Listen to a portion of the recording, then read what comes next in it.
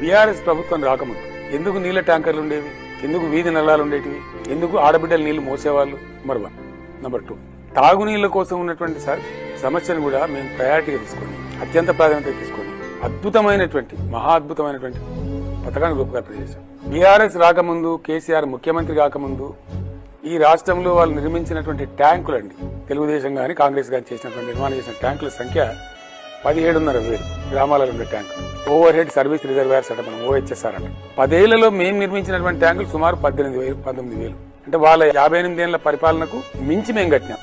Surface water కాదు, అన్ని కారం నీళ్లు, ఫ్లోరైడ్ నీళ్లు, ఆ నీళ్లు సప్లై చేసి కాంగ్రెస్ గవర్నమెంట్. ఆ పీడకే కదా నల్లగొండలో 150,000 మంది అడుగులు వంగిపోయినాయి ఫ్లోరైడ్ పీడతో. మీకు సింపుల్ అండి, బీఆర్ఎస్ లేకముందు నల్లగొండ ఫ్లోరైడ్ విషయంతో నిండకపోయింది. బీఆర్ఎస్ గవర్నమెంట్ వచ్చిన తర్వాత 5 సంవత్సరాల తర్వాత సెంట్రల్ గవర్నమెంట్ అండి, మేం కాదు, జలసాధన సమితి జలసాధన మంత్రాలయం ఉంది కదా, నల్లగొండ ఇది నౌ ఫ్లోరైడ్ ఫ్రీ డిస్ట్రిక్ట్స్ అని పాలించారు. ఇది ఫ్రీ ఆఫ్ ఫ్లోరైడ్.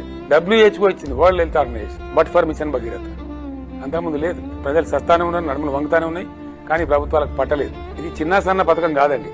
దానికి మేము కలర్ వేసి, మేకప్ వేసి, విండో డ్రెస్సింగ్ చేసి డ్రామా చేసామని చెప్పేదంతా వీళ్ళ డ్రామా.